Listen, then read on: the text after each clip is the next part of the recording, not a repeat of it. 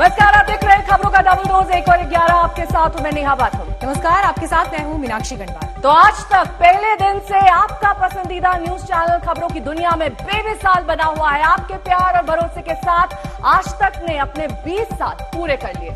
इन 20 सालों में दुनिया बदल गई। इन 20 सालों में बहुत कुछ बदला। हिंदुस्तान, सियासत, हुक्मरान बदल गए, लेकिन नहीं बदला है तो वो है आज तक का बेबाक, बेधड़क और बेखौफ पत्रकारिता का अंदाज। जी हां, आज तक पर आपके इसी विश्वास ने इसे ऐसे मकाम पर पहुंचा दिया है कि पूरा देश यही कहता है, खबर मतलब आज तक।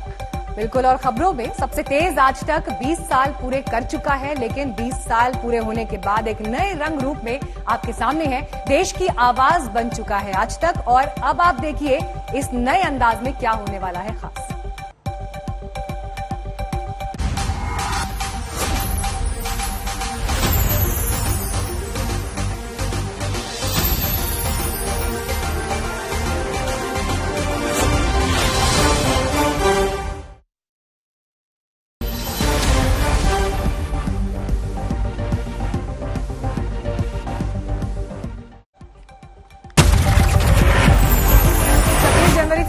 मंत्री के साथ दिल्ली पुलिस की बड़ी बैठक, तमाम बड़े अधिकारी होंगे शामिल। दोपहर 12 बजे से शाम 5 बजे तक पुलिस मुख्यालय में चर्चा, कानून व्यवस्था को लेकर मंथन। 26 जनवरी के पहले खुफिया एजेंसीज और दिल्ली पुलिस का ऑपरेशन रोहिंग्या।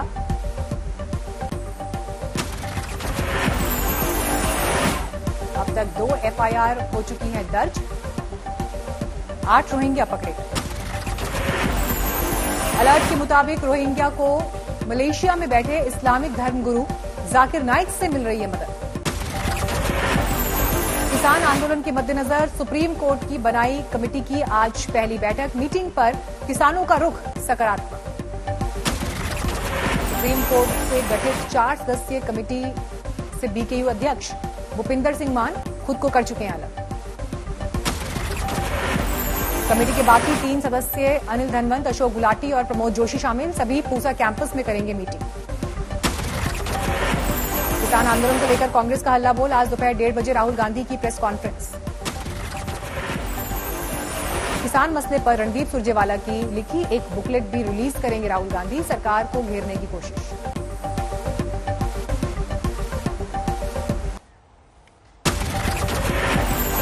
आज 55वें दिन भी किसान आंदोलन जारी है, लेकिन किसान और सरकार के बीच आज होने वाली बैठक टली। अब 10वें दौर की बैठक कल यानी बुधवार को। ऑल इंडिया किसान संघर्ष कोऑर्डिनेशन कमेटी ने सरकार को किया आगाह, कहा मुद्दे को लंबा खींचकर अगर किसानों को थकाना है सरकार का मकसद, तो गलती कर रही है सरकार। किसान आंदोलन के बीच एनआईए ने करीब 12 लोगों से की पूछताछ। सिख फॉर जस्टिस संगठन और खालिस्तानी फंडिंग पर पूछताछ। करीब 40 लोगों को एनआईए ने भेजा है पूछताछ के लिए समन, लेकिन बाकियों ने पूछताछ में शामिल होने से किया इनकार। एनआईए का आरोप एक गैर कानूनी संगठन एसएफजे और अन्य खालिस्तानी आतंकवादी संगठनों ने भय और अराजकता का माहौल बनाने के लिए रची थी साजिश। किसानों ने कहा सरकार के साथ 10वें दौर की बैठक में उठाएंगे एनआईए के भेजे समन का मुद्दा। एनआईए के मुताबिक अलगाववादी संगठनों ने सरकार के खिलाफ विद्रोह के लिए किसानों को उकसाने का किया काम। किसान नेता शिव कुमार कक्का का बयान, एनआईए के खिलाफ कोर्ट का खटखटाएंगे दरवाजा, फैसले के बाद समन की करेंगे तामील। शिव कुमार कक्का ने 26 जनवरी को दिल्ली में रिंग रोड पर ट्रैक्टर परेड पर कायम होने का दिया हवाला, कहा पुलिस बातचीत के लिए अगर आगे आती है तो करेंगे बात। ऑल इंडिया किसान संघर्ष कोऑर्डिनेशन कमेटी का भी दावा, हर कीमत पर होगी ट्रैक्टर परेड, ये दुनिया में किसानों का अब तक का सबसे बड़ा प्रदर्शन होगा।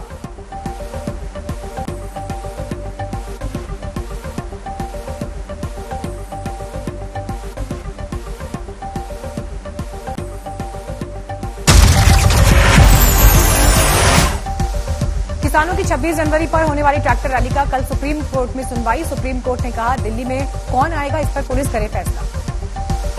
सरकार ने फिर जताया कृषि कानून वापस नहीं लेने का इरादा। केंद्रीय मंत्री धर्मेंद्र प्रधान ने कहा कृषि कानून के खिलाफ सिर्फ चंद किसान।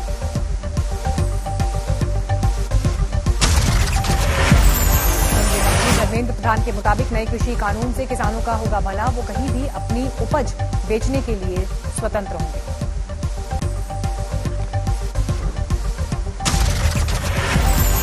राजस्थान के सीएम अशोक गहलोत ने किसानों के 54 दिन के आंदोलन का किया जिक्र। इस दौरान 67 किसानों की मौत का किया दावा। सीएम अशोक गहलोत ने केंद्र सरकार को अड़ियल और संवेदनहीन बताया। तीनों कृषि कानून वापस लेने की दी नसीहत।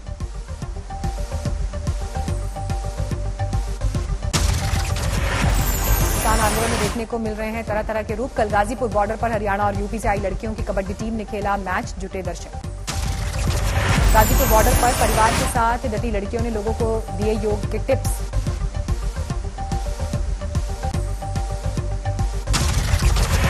गाजीपुर बॉर्डर पर किसान आंदोलन के बीच लोगों को दंगल के दाव भी देखने को मिले। लड़कियों ने दिखाया कुश्ती का पराक्रम। पूर्व कृषि मंत्री और एनसीपी अध्यक्ष शरद पवार का बयान, पंजाब और हरियाणा में गेहूं का विशाल उत्पादन ही किसान आंदोलन का कारण। पवार ने यह भी कहा, कृषि मंत्री रहते पंजाब हरियाणा के किसानों को दी थी नसीहत, गेहूं का उत्पादन कम कर फलों और दूसरे अनाज के उत्पादन पर दें जोर।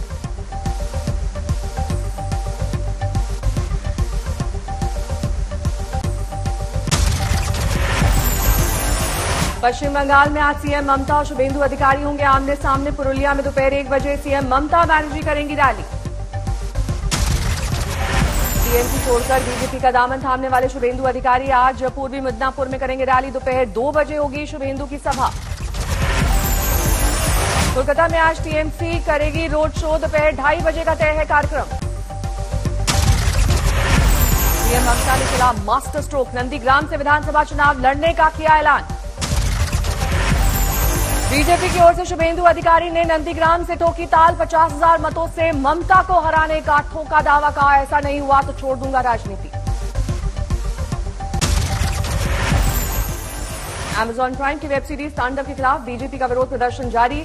आज मुंबई में पुलिस स्टेशन के बाहर बीजेपी नेता राम कदम करेंगे भूख हड़ताल। लखनऊ के हजरतगंज में senior sub inspector Amarnath Yadav ने तांडव की वेब सीरीज के खिलाफ दर्ज कराई एफआईआर। तफ्तीश के लिए मुंबई गई है 4 सदस्यीय पुलिस टीम। यूपी के सीएम योगी की नजरें पर भी तांडव वेब सीरीज पर हुई टेढ़ी। सीएम योगी के मीडिया सलाहकार शलभमणि त्रिपाठी ने कहा, तांडव के निर्माता और अमेजॉन इंडिया के कंटेंट हेड को चुकानी होगी कीमत। फिल्म अभिनेता राजा बुंदेला ने कहा, हर शहर, हर गांव, हर गली में होना चाहिए तांडव वेब सीरीज का विरोध। एफआईआर दर्ज कर दोषी भेजे जाएं जेल। नहीं उड़ाया जा सकता देवी देवताओं का मजाक। बिहार में आज नहीं होगा कैबिनेट विस्तार। सीएम नीतीश ने कहा, मंत्रियों के नाम पर विचार बीजेपी का अंदरूनी मसला। दिल्ली एनसीआर में आज फिर कोहरे का कोहराम। इंडिया गेट के पास विजिबिलिटी 200 मीटर। कोहरे की वजह से ट्रैफिक सुस्त। दिल्ली में आज सुबह का तापमान 10 डिग्री दर्ज किया गया। उत्तर भारत के ज्यादातर इलाकों में छाया है कोहरा। कई शहरों में विजिबिलिटी 25 मीटर से भी कम। सिंघू बॉर्डर पर भी दिखी जबरदस्त धूप। कोहरे में गुम दिखी गाड़ियां। ट्रेन की आवाजाही पर भी कोहरे का असर। उत्तर रेलवे की 16 ट्रेन चल रही हैं देरी से।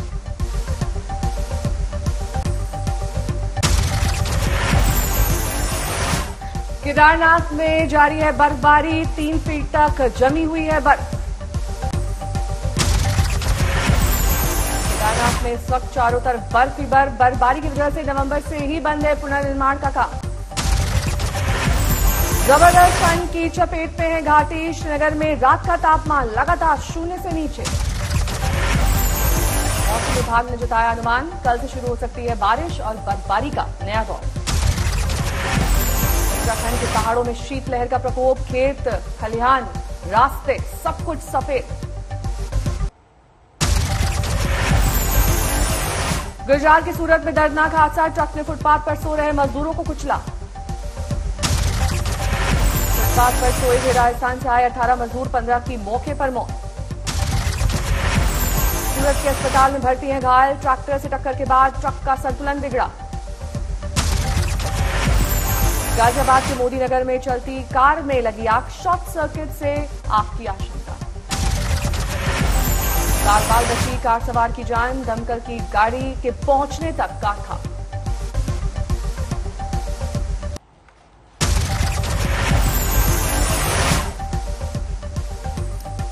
बैतूल में केंद्रीय मंत्री धर्मेंद्र प्रधान के काफिले में हादसा। एसडीएम की गाड़ी ने बीजेपी विधायक की गाड़ी को मारी टक्कर। विधायक की गाड़ी में बैठे सांसद और एक डॉक्टर बाल बाल बचे। विधायक का सुरक्षा गार्ड हुआ घायल। केंद्रीय मंत्री धर्मेंद्र प्रधान गोबर गैस प्लांट और स्कूल भवन के लोकार्पण के बाद वांचा के कार्यक्रम में शामिल होने जा रहे थे। इसी दौरान हुआ हादसा।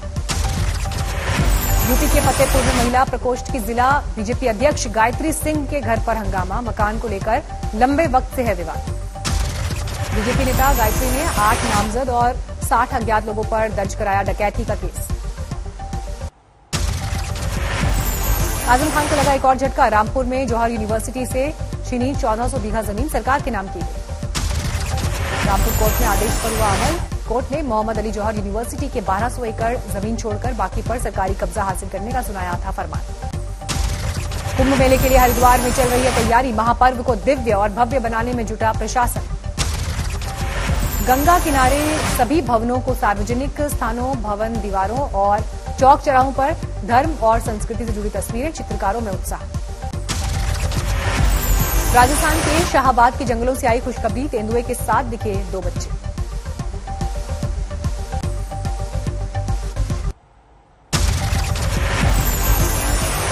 पंजाब में कोरोना से अब तक कई लोगों की जा चुकी है जान, लेकिन अब वैक्सीनेशन का कार्यक्रम शुरू। टीकाकरण की रफ्तार धीमी। अब तक सिर्फ 5,900 फ्रंटलाइन वर्कर्स को लगा है टीका। फतेहाबाद में कोरोना वैक्सीन लगवाने वालों में साइड इफेक्ट्स। सिविल सर्जन के मुताबिक कुछ लोगों के सिर में दर्द, टीके वाली जगह दर्द की शिकायत। राजस्थान के जालौर में फिर खुले स्कूल। कोरोना काल की पाबंदी के 9 महीने बाद खुले स्कूल। मथुरा पहुंचे संघ प्रमुख मोहन भागवत। 4 दिवसीय दौरा। प्रयागराज के माघ मेले में पर्यटन विभाग ने भी रखा अयोध्या में निर्मित हो रहे राम मंदिर का मॉडल। श्रद्धालुओं में दिखा उत्साह। मध्यप्रदेश के श्योपुर में भजन की शक्ति और भक्ति में कोई कांग्रेस विधायक। बाबू जंडेल जमकर झूमे। राष्ट्रीय सड़क सुरक्षा महीना लॉन्च। केंद्रीय मंत्री राजनाथ सिंह और नितिन गडकरी रहे मौजूद। तरनतारन में शादी से पहले विवाह मंडप में हुआ एनकाउंटर। पुलिस ने दूल्हा दुल्हन और बारातियों को मंडप से घुसने में रोका। मंडप में छुपे 5 लुटेरों में से पुलिस की घंटों हुई मुठभेड़। बाद में एक लुटेरे को किया गया ढेर। 4 लुटेरों को दबोचा गया। रुड़की के लक्सर में पटरी से उतरी मालगाड़ी। किसी के घायल होने की खबर नहीं। यूपी के आजमगढ़ में बदमाशों ने महिला प्रधान के पति की गोली मारकर हत्या की। पुलिस को पुरानी रंजिश का शक। मेरठ में मुठभेड़ के दौरान 2 बदमाशों को पैर में लगी गोली। पुलिस ने किया गिरफ्तार। मध्य प्रदेश के बुरहानपुर में नशे में धुत दिव्यांग ने महिला से की छेड़खानी। महिला की पिटाई, बाद में पुलिस ने पकड़ा। आगरमालवा में पुलिस ने भारी मात्रा में अवैध शराब जब्त की। 1 आरोपी गिरफ्तार। जोधपुर में पड़ोसी नाबालिग पर 3 साल की मासूम से रेप का आरोप। पुलिस ने नाबालिग आरोपी को पकड़ा।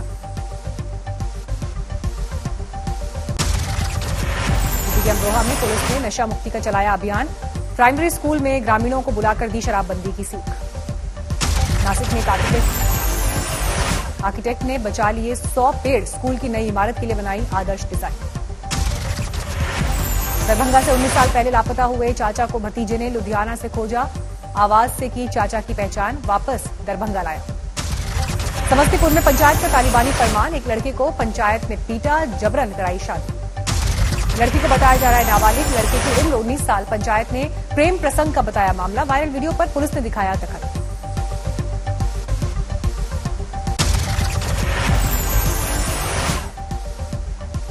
दिल्ली में सामने आया 3 तलाक का मामला। एक शख्स ने बेटा नहीं होने की वजह से पत्नी को 2 बच्चियों समेत छोड़ा।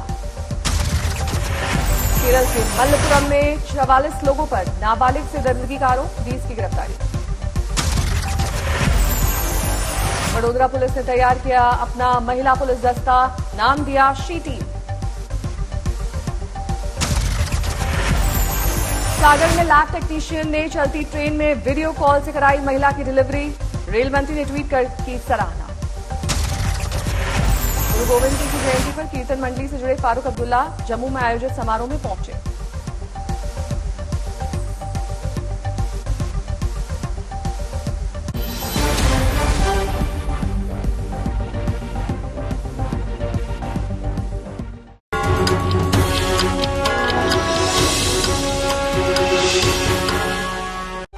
खबरों की शुरुआत इस वक्त की बड़ी खबर के साथ करेंगे। दरअसल 26 जनवरी के मद्देनजर, दिल्ली में गणतंत्र दिवस के मद्देनजर जश्न की तैयारियां हो रही हैं और ऐसे में एक बार फिर सुरक्षा का सवाल खड़ा हो रहा है। इसी सिलसिले में एक बड़ी बैठक होने वाली है दिल्ली पुलिस मुख्यालय में। आपको बता दें, गृहमंत्री अमित शाह ये बैठक कर रहे हैं पुलिस अधिकारियों के साथ और 26 जनवरी को लेकर सुरक्षा की तैयारियां क्या हो, इस पर मंथन इस बैठक का मकसद है। किसान आंदोलन एक तरफ चल रहा है, किसानों ने यह ऐलान किया है कि वो गणतंत्र दिवस के दिन परेड निकालेंगे, तो ऐसे में ये बैठक और अहम हो जाती है। अरविंद ओझा जुड़ गए हैं और जानकारी के साथ। अरविंद, कब तक बैठक शुरू होगी, एजेंडा, डिटेल्स? जी देखिए, 12 बजे के लगभग जो गृह मंत्री अमित शाह हैं वो दिल्ली पुलिस मुख्यालय यहाँ पर आएंगे। आप देख पा रहे हैं तमाम जो बड़े अधिकारी हैं, एसपीजी के जवान हैं, वो दिल्ली पुलिस मुख्यालय के गेट पर मौजूद हैं। 12 बजे के लगभग जो हमें जानकारी मिली है उसके मुताबिक अमित शाह इस नए पुलिस हेडक्वार्टर में आएंगे और दिल्ली पुलिस कमिश्नर समेत तमाम अधिकारियों के साथ बातचीत करेंगे। देखिए मीनाक्षी नेहा, इंपॉर्टेंट बात यह है कि एक तरफ तो 26 जनवरी है, 26 जनवरी है, हमेशा से दिल्ली आतंकी, एक तरीके से कहें तो आतंकी अलर्ट होता है। दूसरी तरफ अगर बात करें तो किसानों ने 26 जनवरी को ट्रैक्टर मार्च का भी ऐलान किया है। तो ये दो बड़े चैलेंज है दिल्ली पुलिस के सामने।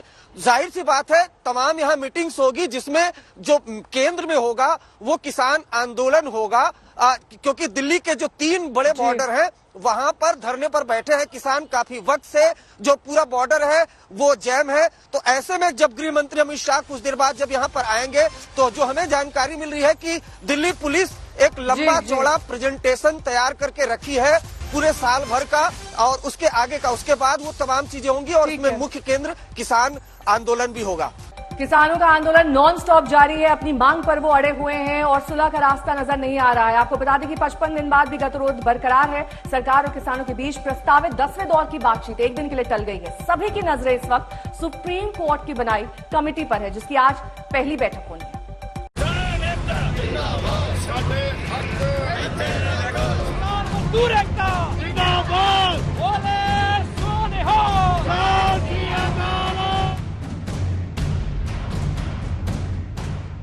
मंगलवार यानी किसान आंदोलन का 55वां दिन।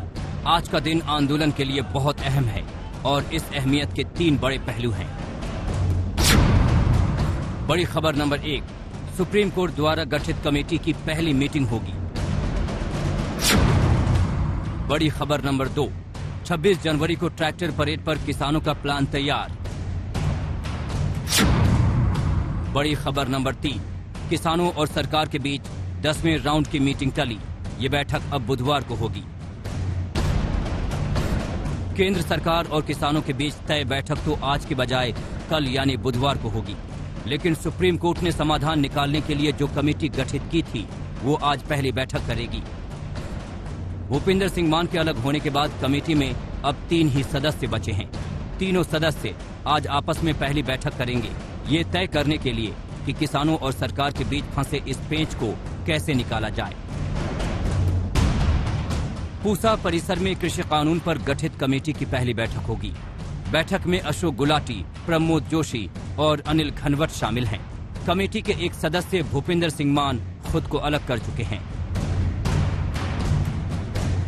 ये और बात है कि किसान कमेटी के सामने जाने को लेकर शुरू से अब तक इनकार ही कर रहे हैं। नहीं, वो कमेटी तो एक उसमें चला गया एक आदमी, अब 3 बचे हैं। कमेटी संदेह के दायरे में है, उस कमेटी को हम फेस नहीं करेंगे। उधर 26 जनवरी को ट्रैक्टर परेड को लेकर भी किसान अपने रुख पर कायम हैं। दिल्ली की आउटर रिंग रोड पर परेड की तैयारियों को लेकर किसान नेताओं ने सोमवार रात दिल्ली पुलिस के साथ करीब आधे घंटे तक चर्चा की। जो ट्रैक्टर मार्च है वो हमारा स्टैंड करता है।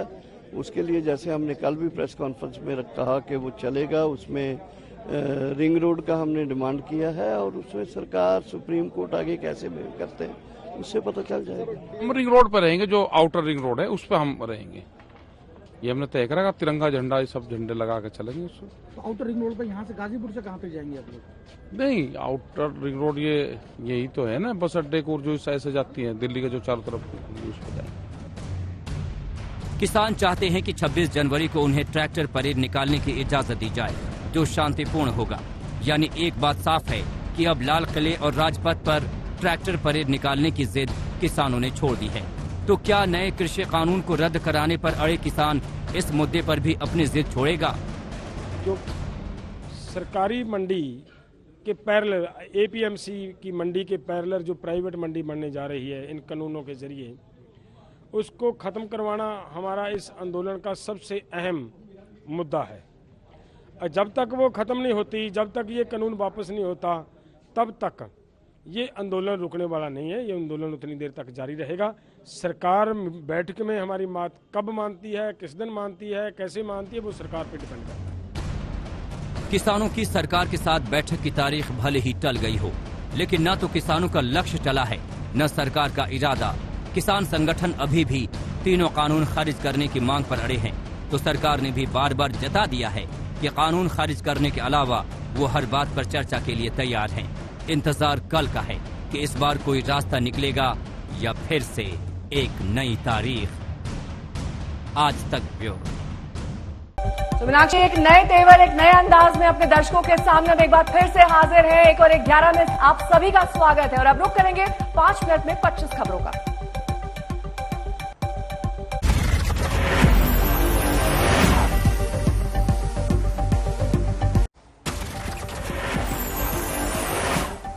आज 55वें दिन भी किसान आंदोलन जारी, लेकिन किसान और सरकार के बीच आज होने वाली बैठक कल के लिए टली। 10वें दौर की बैठक बुधवार को होगी। किसान आंदोलन के मद्देनजर सुप्रीम कोर्ट की बनाई कमेटी की आज पहली बैठक। मीटिंग पर किसानों का रुख नकारात्मक। सुप्रीम कोर्ट से गठित 4 सदस्यीय कमेटी से बीकेयू अध्यक्ष भूपिंदर सिंह मान खुद को कर चुके हैं अलग। 3 सदस्य ही करेंगे बैठक।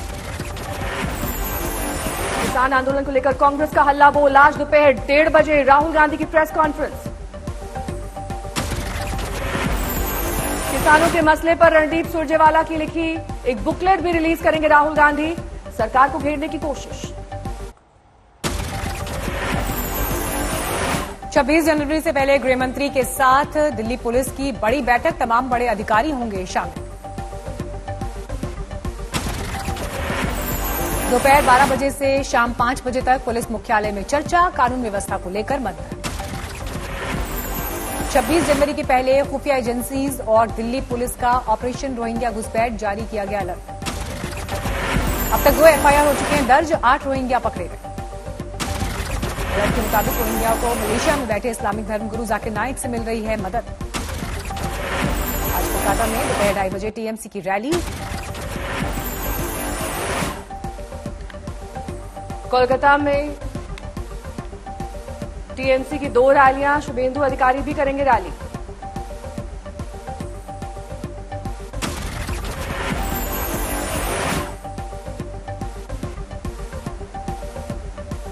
पश्चिम बंगाल में रैलियों का मंगलवार। 2 रैलियां होंगी आज। कोलकाता में कल बीजेपी और टीएमसी कार्यकर्ताओं में भिड़ंत। काबू में करने के लिए पुलिस ने किया लाठीचार्ज। बैतूल में केंद्रीय मंत्री धर्मेंद्र प्रधान के काफिले में हादसा। एसडीएम की गाड़ी ने बीजेपी विधायक की गाड़ी को मारी टक्कर। तांडव की टीम की माफी के बावजूद कम नहीं हुआ बीजेपी का गुस्सा। राम कदम ने किया धरने का ऐलान। कई राज्यों में वेब सीरीज तांडव को लेकर जारी है हंगामा। शहर दर शहर हिंदू संगठनों का विरोध प्रदर्शन। ठंड और कोहरे का डबल अटैक। लोगों की लगातार बढ़ रही है मुश्किलें। केदारनाथ धाम में अभी भी जमी है बर्फ की 3 फीट मोटी चादर। तपस्या में लीन है साधु संत। गुजरात के सूरत में दर्दनाक हादसा। ट्रक ने सड़क पर सो रहे मजदूरों को कुचला।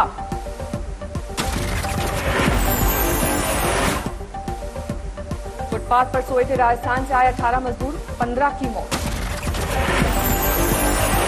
हादसे पर पीएम मोदी ने जताया दुख। रिलीफ फंड से मृतकों के परिजनों को 2 लाख रुपए मुआवजे का ऐलान। गाजियाबाद के मोदी नगर में चलती कार में लगी आग। शॉर्ट सर्किट बनी आग की वजह। बाल बाल बची कार सवार की जान। दमकल की गाड़ी के पहुंचने तक कार खाक।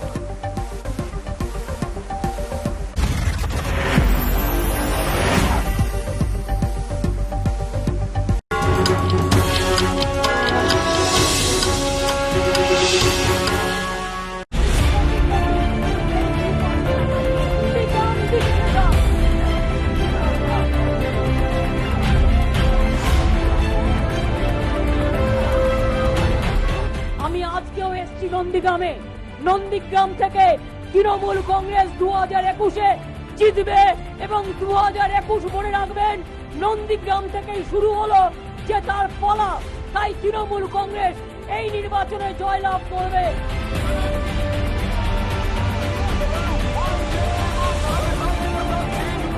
আজকে সন্ধ্যাবেলা ঘড়িতে টাইম দিয়ে ডেট দিয়ে আপনারা লিখে রাখুন, 1.5 লাখ ভোটে যদি মাননীয়াকে হারাতে না পারি আমি রাজনীতি ছেড়ে দেব, আমি রাজনীতি ছেড়ে দেব।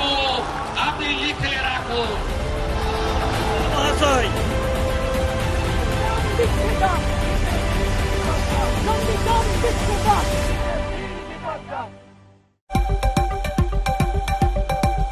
मीनाक्षी, 19 जनवरी है आज। सर्दी का सितम उत्तर भारत में जारी है, लेकिन पश्चिम बंगाल में सियासी शोलों की गर्मी है। चुनावी तारीख का ऐलान नहीं हुआ है, लेकिन घमासान 7वें आसमान पर है। बिल्कुल, पश्चिम बंगाल में आज रैलियों का रणक्षेत्र है। पुरुलिया में ममता बनर्जी रैली कर रही हैं, तो वहीं मिदनापुर के मैदान में शुभेंदु अधिकारी का मोर्चा है। दोपहर होते होते आज बंगाल में उबाल आना तय है।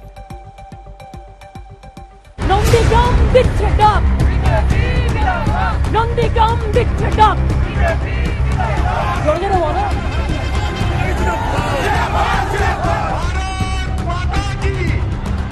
दादा की जमीन दीदी का दंगल। আমি আজকেও এসছি নন্দীগ্রামে। নন্দীগ্রাম থেকে তৃণমূল কংগ্রেস 2021-এ জিতবে এবং 2021 মনে রাখবেন নন্দীগ্রাম থেকেই শুরু হলো যে তার পালা, তাই তৃণমূল কংগ্রেস এই নির্বাচনে জয়লাভ করবে। नंदीग्राम का संग्राम, बंगाल का मुकाम। আজকে সন্ধ্যাবেলা ঘড়িতে টাইম দিয়ে ডেট দিয়ে আপনারা লিখে রাখুন, 1.5 লাখ ভোটে যদি মাননীয়াকে হারাতে না পারি আমি রাজনীতি ছেড়ে দেব, আমি রাজনীতি ছেড়ে দেব। আপনি লিখে রাখুন। बंगाल युद्ध का सबसे रोमांचक अध्याय। दो किरदार जो तय करेंगे बंगाल की चुनावी तकरार का हश्र क्या होने वाला है। यूं तो योद्धाओं की पूरी कतार है। खुद पीएम मोदी है, गृह मंत्री अमित शाह है, बीजेपी अध्यक्ष जेपी नड्डा है, बंगाल की मिट्टी पानी से निकले दिलीप घोष, मुकुल रॉय जैसे नेता हैं। लेकिन जिस पर नजर होगी वो जंग ममता बनर्जी और शुभेंदु अधिकारी की होगी। ऐसा यूं ही नहीं है कि ममता ने नंदीग्राम से चुनाव लड़ने का जोखिम भरा फैसला किया। क्या হচ্ছে আমার কাছে একটা লাঠি জায়গা কেন বলুন তো?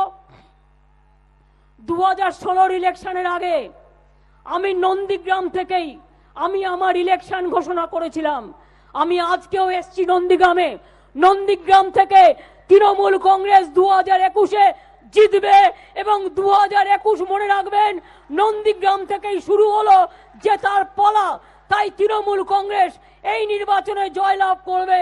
নন্দীগ্রাম থেকে শুরু করে প্রত্যেকটা সিটে তৃণমূল কংগ্রেস জয়ী হবে ও জয়লাভ করবে। जहां जहां शुभेंदु ललकार रही है, वहीं वहीं ममता भी दहाड़ रही है। नंदीग्राम से लड़ने का फैसला तो ममता ने कर ही लिया। आज कोलकाता में उसी इलाके में शक्ति प्रदर्शन की तैयारी है, जहां शुभेंदु का शो हुआ। बंगाल में आज महामंगलवार है, 3 रैलियां हैं आज और कल शुभेंदु अधिकारी कोलकाता में जिस रूट से रैली निकाला था, अपना रोड शो निकाला था जिसमें जमकर हंगामा हुआ था, आज उसी रूट पर तृणमूल कांग्रेस अपना शक्ति प्रदर्शन करेगी। दक्षिण कोलकाता में टॉलीगंज से राज बिहारी ममता बनर्जी के घर के बहुत ही करीब ये मार्च आज निकाला जाएगा। तो क्या शुभेंदु पर सीधे दावे की वजह सिर्फ बगावत का बदला है? क्या ममता बनर्जी सबक सिखाने के इरादे से शुभेंदु को टारगेट कर रही है? वजह सिर्फ यही नहीं। पहली वजह नंदीग्राम से चुनाव लड़ने का फैसला आक्रामक रणनीति का हिस्सा है। दूसरी वजह मकसद संदेश देना है कि ममता बनर्जी नतीजों को लेकर अंदेशे में नहीं। तीसरी वजह शुभेंदु फैक्टर से नुकसान की भरपाई हो गई तो दक्षिण बंगाल सुरक्षित हो जाएगा। चौथी वजह ये साबित करना है कि शुभेंदु के आरोपों में कोई दम नहीं, बीजेपी में जाना उनकी महत्वाकांक्षा का हिस्सा था। पांचवी वजह शुभेंदु सीएम पद का सबसे मजबूत दावेदार है। तुरुप के इक्के पर हमला बीजेपी को परेशान करेगा। शुभेंदु अधिकारी इसके लिए तैयार दिखे। जोखिम भरी भविष्यवाणी उनकी तरफ से भी धड़ल्ले से हो रही है। आज के সন্ধ্যাবেলা ঘড়িতে টাইম দিয়ে ডেট দিয়ে আপনারা লিখে রাখুন, 1/2 লাখ ভোটে যদি মাননীয়াকে হারাতে না পারি আমি রাজনীতি ছেড়ে দেব, আমি রাজনীতি ছেড়ে দেব, আপনি লিখে রাখুন। इसीलिए दिल थाम कर नंदीग्राम पर नजरें बनाए रखिए। नंदीग्राम की इस चुनाव में वही अहमियत है जो मोदी के लिए काशी की है, गांधी नेहरू परिवार के लिए अमेठी रायबरेली की है। कोलकाता से इंद्रजीत कुंडू के साथ आज तक ब्यूरो। मीनाक्षी, जनवरी बीतते बीतते बंगाल की लड़ाई पूरे चरम पर पहुंच चुकी है। बीजेपी ने बंगाल में पूरी ताकत झोंक दी है और इसका पूरा खाका तैयार कर लिया है। आर पार की इस जंग में अब आगे क्या होगा, सबके जहन में यही सवाल है। लेकिन प्रधानमंत्री नरेंद्र मोदी भी अब इस मैदान में पहुंचने वाले हैं। अमित शाह और जेपी नड्डा तो पहले से ही जंग के मैदान में उतर चुके हैं। কোনো আন্দোলন ভারতবর্ষে সাকসেসফুল হয়নি সিঙ্গুর নন্দীগ্রাম ছাড়া করে।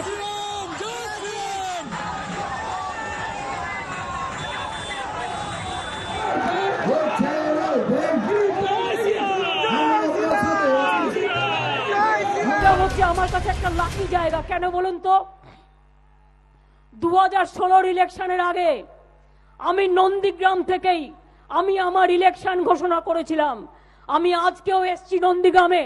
নন্দীগ্রাম থেকে তৃণমূল কংগ্রেস 2021-এ জিতবে এবং 2021 মনে রাখবেন নন্দীগ্রাম থেকেই শুরু হলো জেতার পালা। তাই তৃণমূল কংগ্রেস এই নির্বাচনে জয়লাভ করবে। নন্দীগ্রাম থেকে শুরু করে প্রত্যেকটা সিটে তৃণমূল কংগ্রেস জয়ী হবে। ममता ने चौंकाया, प्लान पहले से था, जमीन तैयार हो रही थी। पहले शुभेंदु के पिता को पार्टी से बाहर किया, फिर शुभेंदु के भाई को टीएमसी से हटाया। शुभेंदु एंड फैमिली की जगह अपने विश्वस्तों को फिट किया और फिर शुभेंदु को सीधे चुनौती दे दी। बीजेपी को अब इस हमले का जवाब देना पड़ रहा है। তার মানে নিজের কেন্দ্রে হেরে যাওয়ার ভয়ে ভীত হয়েছে। আমি আবার বলছি শেষ পর্যন্ত উনি নন্দীগ্রামে দাঁড়াবেন না। नंदीग्राम मानुष के उन्हीं दिलीप दा, जिस तरह से ममता बनर्जी ने आज ऐलान कर दिया कि वो नंदीग्राम में जाके लड़ेंगे, इससे क्या लगता है आपको? एक ही बात लगता है कि भवानीपुर से जीतने का कोई संभावना नहीं है, इसलिए सेफ सीट ढूंढ रही है। आज बंगाल में टीएमसी के लिए कोई भी सीट सेफ नहीं है। डर रही है? पता नहीं, डरे होंगे, नहीं तो इतना दूर क्यों जाएंगे। दावेदार नंबर 1 शुभेंदु अधिकारी, दावेदार नंबर 2 दिलीप घोष, दावेदार नंबर 3 मुकुल रॉय, दावेदार नंबर 4 बाबुल सुप्रियो, दावेदार नंबर 5 रूपा गांगुली। बंगाल में बीजेपी विजयी होती है तो सीएम पद के दावेदारों में यही 5 चेहरे होने चाहिए। 3 दावेदारों के सियासी वार तो आपने देख लिए, अब चौथे का हमला भी देख लीजिए। 2016 में उन्होंने दोबारा 11 के बाद लोगों को क्या कहूँ गुमराह किया था, ये कह के लोगों के साथ खिलवाड़ किया था, उनके फीलिंग्स के साथ। ये कह कि सोच लीजिए सारे 294 सीट से ममता बनर्जी ही लड़ रही है। इस बार ऐसे कह के दिखाए नहीं कर सकते हैं, क्योंकि लोग जो है तृणमूल कांग्रेस और उनकी लीडर सुप्रीमो ममता बनर्जी से उनका जो विश्वास है वो पूरी तरीके से वो खत्म हो चुकी है। हर नए दिन के साथ बंगाल की चुनावी लड़ाई की गर्मी बढ़ रही है, सीमाएं टूट रही हैं, मर्यादा पीछे छूट रही है। 3 साल में मंदिर बन जाएगा दीदी, 3 साल जब तक मंदिर बन जाएगा आप अपने माफिया भतीजे को ले जाकर मंदिर के दर्शन करना और अपने सारे पाप धो लेना। ये काम भारतीय जनता पार्टी की सरकार कर रही है। অনেকেই চারিপাশে করোনার থেকে বেশি ডেঞ্জারাস, করোনার থেকে বেশি ডেঞ্জারাস কি জানেন? বিজেপি, কারণ ওরা আমাদের কালচার বোঝে না। बवाल बंगाल की एक और बानगी देखिए, अभी से रैलियों का रण क्षेत्र सज गया है। पुरुलिया में ममता बनर्जी की रैली है तो मिदनापुर में शुभेंदु का मोर्चा है। दक्षिण कोलकाता में जो ममता बनर्जी का गढ़ माना जाता है, किस तरह का शक्ति अभी भी पार्टी में है। और उसके साथ साथ शुभेंदु अधिकारी अपने ही गढ़ पूर्वी मिदनापुर की खेजूरी में एक महारैली करेंगे। शुभेंदु अधिकारी ने ये चैलेंज दिया है कि कल ममता बनर्जी का नंदीग्राम रैली में जितना भीड़ हुआ था उससे ज्यादा भीड़ आज वो अपने रैली में जुटाएंगे। साथ साथ ममता बनर्जी पुरुलिया के दौरे में हैं और 1 बजे दोपहर पुरुलिया में एक महारैली ममता बनर्जी भी करेंगी। ये लड़ाई अभी और परवान चढ़ेगी, ये घमासान अभी और बढ़ेगा जब बंगाल के कूच में अमित शाह और ताकत से कूदेंगे और जब पीएम मोदी की चुनावी चढ़ाई शुरू होगी। अभी तो ये अंगड़ाई है, आगे बंगाल की पूरी लड़ाई बाकी है। मिदनापुर से तनुश्री और कोलकाता से इंद्रजीत कुंडू के साथ आज तक ब्यूरो। बंगाल का दुर्ग बचाने के लिए ममता बनर्जी फ्रंट फुट पर आ गई हैं। बंगाल में सत्ता की सीढ़ी दक्षिण बंगाल से होकर क्यों गुजरती है, ये जानना भी जरूरी है और इसीलिए यहाँ का सियासी समीकरण समझिए।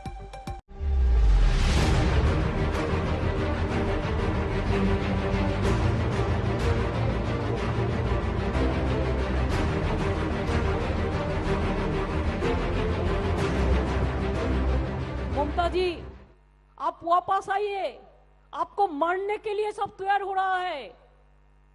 আমি বললাম আমি তো ওয়াপস আসার জন্য আসিনি, আমি নন্দীগ্রাম যাবই। इधर बंगाल की मुख्यमंत्री ममता बनर्जी ने नंदीग्राम से विधानसभा चुनाव लड़ने का बड़ा ऐलान किया। उधर टीएमसी छोड़कर बीजेपी के सेनापति बने शुभेंदु अधिकारी ने बड़ा दावा किया। दावा ये कि नंदीग्राम से ममता बनर्जी को चुनाव हराएंगे।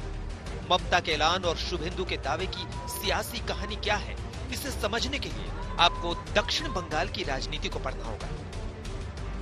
दरअसल पश्चिम बंगाल में सियासी परिवर्तन का द्वार उसी दक्षिण बंगाल से खुलता है, जहां से ममता ने 34 साल से जड़ें जमाए लेफ्ट को उखाड़ फेंका था। ममता बनर्जी ने दक्षिण का दुर्ग बचा लिया तो 2021 में हैट्रिक का चांस बन सकता है। নন্দীগ্রাম সিট এমনিতে এটা জেনারেল সিট, কাজেই কোনো অসুবিধা নেই। এমনকি আমি যদি নন্দীগ্রামে দাঁড়াই কেমন হয়, এটা আমার ইচ্ছা হয়েছে, আমার মনোবাসনা। ভবানীপুরকেও আমি নেগলেক্ট করছি না, ভবানীপুরেও আমি ভালো প্রার্থী দেব, ওটা আমার ভালোবাসার জায়গা। বক্সিকে বলবো নন্দীগ্রামেও আমার নামটা যেন থাকে। ममता बखूबी जानती है कि बंगाल की सत्ता की चाबी दक्षिण के द्वार से होकर गुजरता है। चुनावी परिणाम उसी के हक में गए जो इस इलाके में बड़ा खिलाड़ी बनकर उभरा। आप सियासी आंकड़ों से समझिए। साल 2016 के विधानसभा चुनाव में टीएमसी को करीब 49% वोट मिले, जबकि बीजेपी को करीब 9%। लेकिन 2019 में टीएमसी को 47% वोट मिला, वहीं बीजेपी का वोट शेयर 40% के करीब पहुंच गया, यानी बीजेपी को 30% का फायदा हुआ। अगर 2021 चुनाव में बीजेपी का वोट शेयर बढ़ा तो बंगाल में बड़ा उलटफेर मुमकिन है। दक्षिण बंगाल की हिस्ट्री और जियोग्राफी भी समझनी चाहिए। 2019 में बीजेपी ने बंगाल में 18 लोकसभा सीटें जीती। अगर इसे विधानसभा में बांटें तो करीब 121 सीटों पर बढ़त पाई, जबकि टीएमसी ने 161 सीटों पर। यहाँ जो फैक्टर आपको याद रखना है वो ये कि दक्षिण बंगाल के 167 विधानसभा क्षेत्रों में से 119 सीटों पर टीएमसी ने बढ़त हासिल की, जबकि बीजेपी ने सिर्फ चंद सीटें जीती थी। इस जीत में पूर्व टीएमसी लीडर शुभेंदु अधिकारी का बड़ा रोल है, क्योंकि दक्षिण बंगाल में उनका दबदबा माना जाता है। शुभेंदु के बीजेपी में शामिल होने के बाद कई तरह के समीकरणों की चर्चा हो रही थी। अब शुभेंदु के गढ़ में घुसकर खुद ममता ने चुनाव के लिए ललकारा है। ममता जी, आप वापस आइए, आपको मारने के लिए सब तैयार हो रहा है। আমি বললাম আমি তো ওয়াপস আসার জন্য আসিনি, আমি নন্দীগ্রাম যাবই। ममता बनर्जी के मास्टर स्ट्रोक पर क्या प्रतिक्रिया आई ग्राउंड जीरो से, ये बहुत गौर से सुनिए। बहुत खास बात है, हम लोग को सभी बहुत उद्यम मिला है, क्योंकि ममता बनर्जी 2016 चुनाव में इधर से ही पहले ही तृणमूल कांग्रेस का प्रार्थी वो डिक्लेयर किया। आज ये पूर्व मेदिनीपुर का गौरव है जो आज वो खुद यहाँ से लड़ेंगे। हम लोग बहुत खुश है, हम लोग बहुत खुश है। अगर नंदीग्राम में ममता बनर्जी जहाँ खड़ेगा, मुझे लगता है कोई हिम्मत नहीं है उसका एगेंस्ट में कोई खड़ा होगा। हम लोग ममता बनर्जी को इतना वोट देंगे, बीजेपी का जो प्रार्थी होगा उसको 2 लाख लीड दे के हराएंगे हम लोग चाहता था, जब अनाउंस किया हम लोग को अंदर इतना जोश भर गया दिल से चाहता था आज ही चुनाव हो जाए तो अच्छा है, आज ही हम लोग जिता के ममता जी को फिर नवान्ने भेज देगा। तो क्या नंदीग्राम से चुनाव लड़ने का प्रयोग ममता को 2021 के चुनावी रण में विरोधी सेना पर बीस साबित कर देगा, या फिर बीजेपी का शुभेंदु कार्ड ममता की राह में रोड़ा खड़ा कर सकता है? कोलकाता से इंद्रजीत कुंडू के साथ आज तक ब्यूरो। बंगाल में सियासी प्रयोग आपने देखा, अब आपको बिहार में बीजेपी के नए प्रयोग के बारे में बताते हैं। बीजेपी के वरिष्ठ नेता शाहनवाज हुसैन को बिहार में नई जिम्मेदारी दी गई है। अब तक केंद्र की राजनीति कर रहे शाहनवाज हुसैन अब बिहार की राजनीति में नंबर 2 होंगे। तो क्या कश्मीर में मेहनत का इनाम बिहार में मिला, या फिर आरजेडी के MY फैक्टर को तोड़ रहे हैं बीजेपी के शाहनवाज कार्ड? बिहार के इन सियासी दृश्यों के मायने बड़े हैं। बीजेपी के सीनियर लीडर शाहनवाज हुसैन ने विधान परिषद सदस्य की उम्मीदवारी का पर्चा भरा। आप तस्वीरों में देख सकते हैं, सीएम नीतीश कुमार मौजूद थे, बिहार के दोनों डिप्टी सीएम मौजूद थे। तो बीजेपी के बड़े बड़े नेता केंद्र की राजनीति से राज्य की राजनीति में लौटे शाहनवाज हुसैन क्या कहा, सुनिए। बिहार से 3 बार सांसद रहा हूँ, केंद्रीय स्तर पर राष्ट्रीय प्रवक्ता की जिम्मेदारी निभा रहा हूँ, उसको अच्छे से और निभाऊंगा। यहाँ पर एक हाउस का जो सुशील मोदी जी की कार्यकाल की बची हुई जो कार्यकाल था, वो मुझे पार्टी का एनडीए का उम्मीदवार बनाया गया। मैं माननीय मुख्यमंत्री जी का, दोनों उप मुख्यमंत्री जी का, माननीय जायसवाल जी का, एनडीए के सारे नेताओं का, सहनी जी का, सब का मैं बहुत आभार व्यक्त करता हूँ। बिहार की राजनीति में बीजेपी का शाहनवाज कार्ड क्या है, इशारे इशारे में खुद शाहनवाज ने बता दिया। मेरा सौभाग्य रहा है कि बड़े और मेरे बड़े के नाते, बड़े भाई के तौर पर नीतीश कुमार जी के साथ काम करने का बहुत अवसर रहा, और अब फिर विधान परिषद में भी सदस्य के तौर पर मैं इस जिम्मेदारी को और दायित्व को निभाऊंगा। मैं ये कहना कि मैं बिहार आया हूँ, मैं बिहार से बाहर कब गया जो बिहार आया हूँ। तो क्या जैसी केमिस्ट्री सुशील मोदी और नीतीश कुमार में थी, अब वही नई केमिस्ट्री नीतीश कुमार और शाहनवाज के बीच होगी? जब नीतीश कुमार से इस बारे में पूछा गया तो उनका जवाब सुनिए। सरकार में कोई भूमिका नहीं मिलेगी नीतीश जी, सबको आगे की न क्या भाजपा ने? शाहनवाज का रोल क्या होगा ये बहुत अहम है, क्योंकि बीजेपी के इस प्रयोग को आरजेडी के MY फैक्टर की काट माना जा रहा है। दरअसल शाहनवाज हुसैन बीजेपी के बड़े मुस्लिम चेहरे हैं। देश में सबसे पहले युवा कैबिनेट मिनिस्टर बनने का रिकॉर्ड उन्हीं के नाम है। 3 बार बिहार से सांसद रहे। बिहार की राजनीति में शाहनवाज को उस वक्त भेजा गया है